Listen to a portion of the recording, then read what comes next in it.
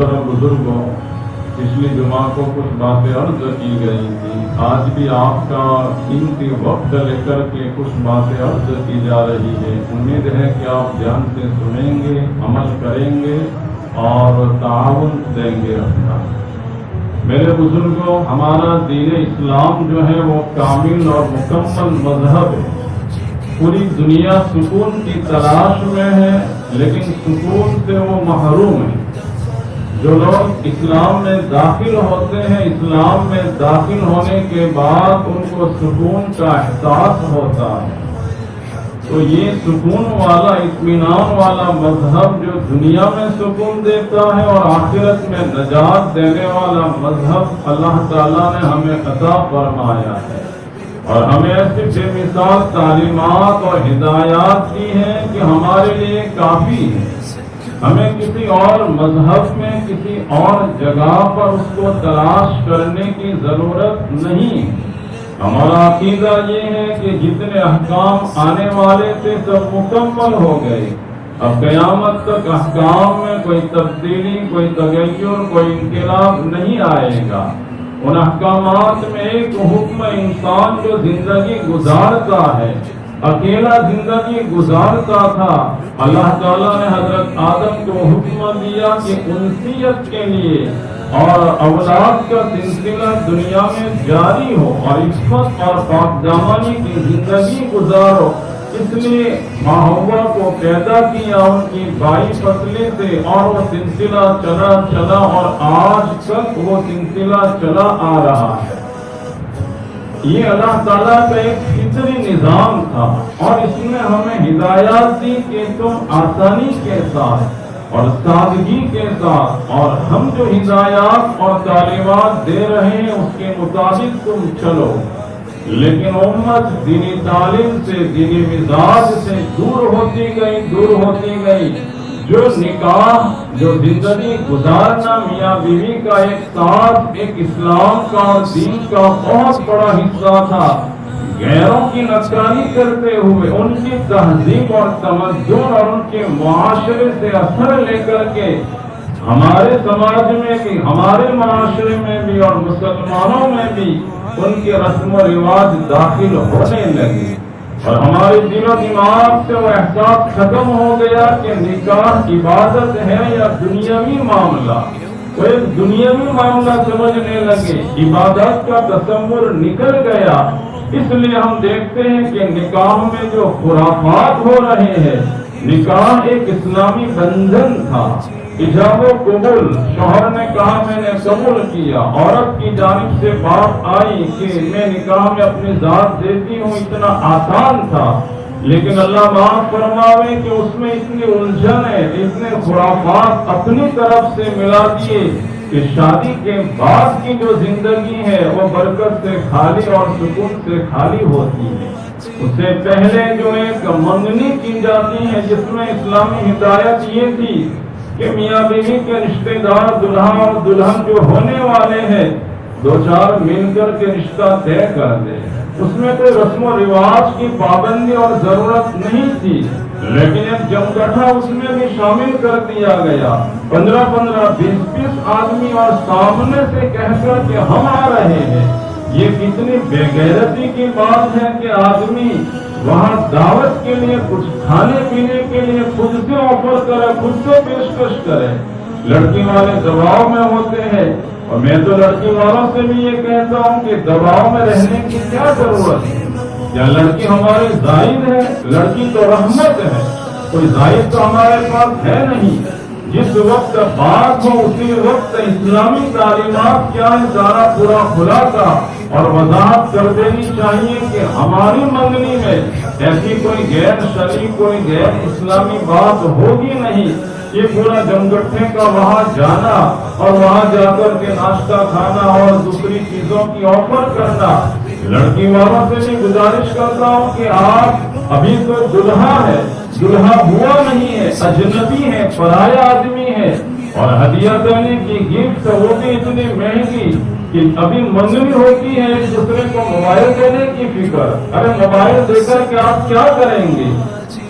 کتابوں میں صاف مسئلہ ہے کہ جب تک دونوں کا نکاح نہ ہو جائے، چاہے ان کی منگنی کتنے سال بھی رہے، لڑکا بھی اجنبی ہے، لڑکی بھی اجنبیہ ہے، یہ تو اس رسموں کو ملانا، دونوں کا ساتھ میں بیٹھنا، اپنی لڑکی پرائے آدمی کے ساتھ بیٹھ کر کے باتیں کریں اور اس کے ہاتھ میں ہاتھ ڈال کر کے، یہ ویسٹرن کلچر ہے، مغربی تہذیب اور غیروں کا اثر ہے۔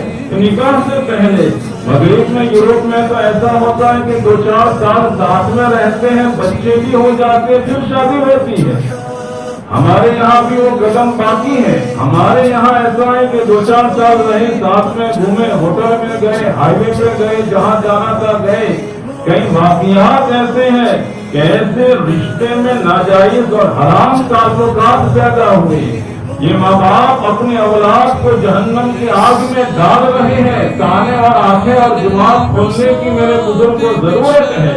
ہم میں سے ہر ایک آدمی نگران ہے۔ اگر ہمارے اولاد کو جہنم کے حوالے کیا اور ان بری چیزوں سے روکا نہیں تو قیامت کے دن گردن پکڑنے والے یہی ہمارے اولاد ہوگی۔ یہ نہ سمجھے کہ یہ ہماری بیوی نہیں مانتی، ہماری بیٹی نہیں مانتی، ہمارا لڑکا نہیں مانتا۔ اگر ہمارے گھر میں سانپ آ جائے، کوئی یہ کہے کہ سانپ کو مت مارو مت مارو، کوئی مانتا نہیں تو کیا ہم چھوڑ دیتے ہیں؟ سانپ سے بھی زیادہ ہلاک کرنے والی اور نقصان کرنے والی یہ بے دینی ہے۔ ہم عیش میں آ کر کے ہمارے دل میں جو آیا، اگر شریعت کو پھیلائیں گے میرے بزرگوں، کبھی بھی ہماری کامیابی نہیں ہو سکتی۔ ہماری دلیل یہ ہوتی ہے کہ ایک خوشی کا موقع، ارے ہم تو ایک شادی کرتے ہیں، اللہ کے رسول نے 11 شادیاں کی ہیں۔ ایک مثال کوئی اللہ کے رسول کی شادی کی اور صحابہ کرام کی بتا دے جس میں غیر شرعی رسمیں ہوئی ہو۔ ہم سے زیادہ مال والے عبد الرحمان بن عوف تھے اور اتنے اونٹ آتے تھے کہ نگاہ نہیں پہنچتی تھی، تب بھی جب نکاح کیا تو اللہ کے رسول صلی اللہ علیہ وسلم کو بھی بعض صحابہ کرام اتنے مالدار تھے کہ آپ کو بھی علم نہیں تھا۔ اتنی سادگی تھی اس معاشرے میں، اس لیے میرے بزرگوں کو لگام دینے کی ضرورت ہے۔ اللہ کی لاٹھی میں آواز نہیں ہوتی ہے۔ جو خدا کی نعمتیں ہم کو دے رہے ہیں وہ نعمتیں چھیننے پر بھی قادر ہے۔ فرعون کا حال پڑے، حامان کا حال پڑے، قارون جس کے خزانے کی چابیاں اونٹے اٹھاتے تھے لیکن کہاں دسا دیا، زمین میں اس کو دسا دیا۔ 2-5 لاکھ 25-50 لاکھ میں ہم ہاتھ میں پکڑے نہیں جاتے، یہ ہمارا حال ہو گیا۔ ہونا تو یہ چاہیے تھا کہ ہم ہمارے بیلنس، ہماری نعمت جو اللہ نے دی ہے اس کی قدر کرتے، غریبوں کا خیال کرتے، محتاجوں کا خیال کرتے، ان مدارس والوں کا خیال کرتے جو شادی کرنے کی عمروں کی ہو گئے لیکن خرچوں کی وجہ سے شادی نہیں کر سکتے، ان کا ہم خیال کرتے، عیاشی میں ہم اڑاتے، فضولیات میں، رسموں کے اندر اس کا کوئی ثواب نہیں، کوئی فائدہ نہیں۔ پیارے آقا نے تو یوں فرمایا، 2 باتیں کہہ کر میں اپنی بات ختم کرتا ہوں کہ تم میں سے جو آدمی بھی برائی کو دیکھے، کوئی بھی آدمی تم میں سے برائی کو دیکھے، چاہیے کہ سب سے پہلے اپنے ہاتھ سے اس کو بدل دے، اور ہاتھ سے بدلنے کی طاقت نہیں ہے تو زبان سے بدلے، اور زبان سے بدلنے کی طاقت نہیں ہے تو اپنے دل میں برا سمجھے۔ اور پیارے آقا نے آخر میں فرمایا وذالک اضعف ایمان، یہ تو ایمان کا سب سے کمزور درجہ۔ اگر دل میں بھی احساس نہیں تو سمجھو کہ ایمان کی سطح ہی ختم ہو گئی۔ کیا ہمارے گھر میں، ہمارے پڑوس میں، ہمارے رشتے میں شادی ہوتی ہے تو کیا میری اتنی جرأت نہیں ہے کہ میں زبان سے سمجھاؤں، ہاتھ سے روک سکوں؟ ایک مزاج ہو گیا ہے، ہونے تو ہونے دو۔ ناجائز جگہوں پر تو اگر دعوت دی جائے تو فقہاء کرام یہ فرماتے ہیں کہ وہاں تو حاضری دینا، شرکت کرنا بھی جائز نہیں ہے۔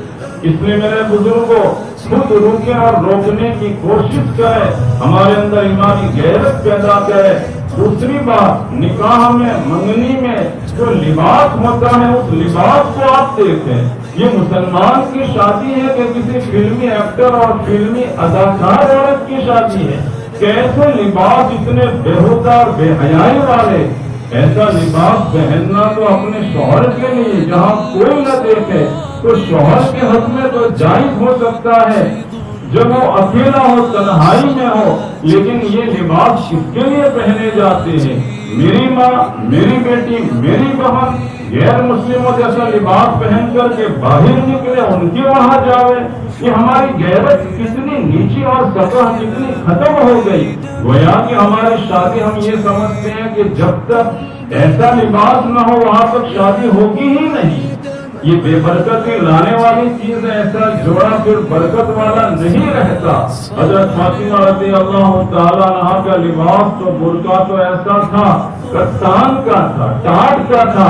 آج بھی ترکی کے میوزیم کے اندر حضرت فاطمہ رضی اللہ تعالیٰ عنہ جو برقع پہنتی تھی وہ رکھا ہوا ہے، پورا بدن ڈھلتا تھا۔ یہاں تو باپ کی غیرت بھی ختم، بیٹے کی اور بھائی کی، سب کی، کہ اپنی ماں بہنیں ایسے بے حیائی والا لباس پہن کر کے باہر پھرے، باہر گھومے۔ اس لیے میرے بزرگوں ہمیں حیا اور شرم پیدا کرنے کی ضرورت ہے۔ غیر شرعی لباسوں سے بچاوے۔ اپنی بیٹیوں کی شادی ہو تو یہ سرارا اور گھاگھرا اور وغیرہ جو غیروں کا لباس ہے چھوڑو، اس کی کیا ضرورت ہے؟ برقع پہن کر کے بھیجے، ہم رخصتی کراوے تاکہ معلوم ہو کہ یہ مسلمان کی بہن، مسلمان کی لڑکی جا رہی ہے۔ اللہ تعالی ہمیں ایمانی غیرت نصیب فرماوے۔ عورتوں کی ذہن سازی بہت زیادہ ضروری ہے، ان کو سمجھانا بہت زیادہ ضروری ہے۔ ہمارے شیخ گاندھی پنچ اور ہمارے علماء کرام بہت فکر مند ہے، ہماری ماں بہنوں میں سمجھ بوجھ اور غیرت آوے۔ اس سلسلے میں پرسوں یعنی اتوار کو 3 بجے دوپہر کو ہمارے عثمانیہ نگر ہال میں ہماری ماں بہنوں کا ایک جوڑ اور پروگرام رکھا گیا ہے۔ سارے حضرات سے گزارش ہے کہ اپنی ماں بہنوں کو وہاں بھیجیں، فکر کے ساتھ، اہتمام کے ساتھ، تاکہ دین کی کچھ باتیں آوے، اندر کی دنیا بدلے، دینی مزاج بنے۔ ورنہ رسم و رواج میں گرفتار ہوتے رہیں گے تو دیکھا دیکھی دوسروں کا ٹارگٹ جو دوسرے کرنا ہے وہ کرنے کے لیے، پورا کرنے کے لیے پیسے نہیں ہوں گے تو سود کے اوپر لون اٹھا کر کے پیسے لانے پڑیں گے، اور بیاج کے اور سود کے گناہ کے اندر ہم مبتلا ہوں گے۔ اللہ تعالی ہمیں ایمانی غیرت نصیب فرماوے، احساس ہمیں نصیب فرماوے، جو باتیں کہی گئی مجھے اور آپ تمام کو عمل کی توفیق عطا فرماوے۔ آج بھی سفیر آئے ہوئے ہیں اور بھی مشتاق بھائی جو عالمہ والے جامع مسجد میں خادم ہیں، ان کا آپریشن ہوا تھا، ان کے لیے بھی وہاں مدد کے لیے اپیل کی گئی، اپنی اپنی حیثیت کے موافق تعاون کرتے جائے، دعا فرمائے۔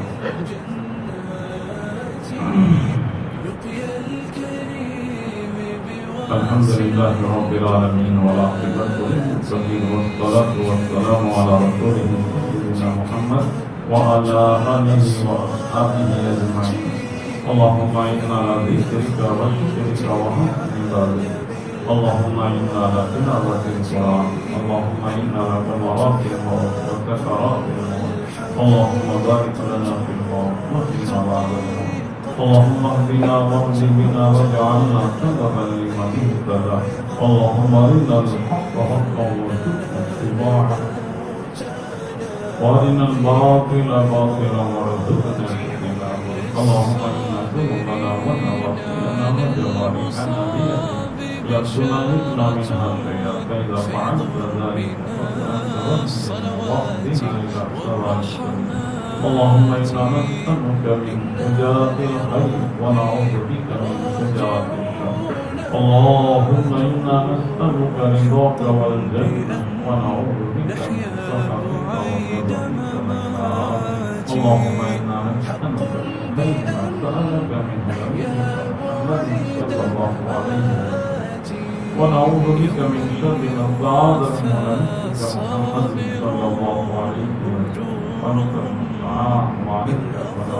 ولا حول ولا قوة إلا بالله، ربنا تقبل منا إنك أنت السميع العليم وتب علينا إنك أنت التواب الرحيم، وصلى الله تعالى على سيدنا محمد وآله وصحبه أجمعين، سبحان ربك رب العزة عما يصفون وسلام على المرسلين والحمد لله رب العالمين برحمتك يا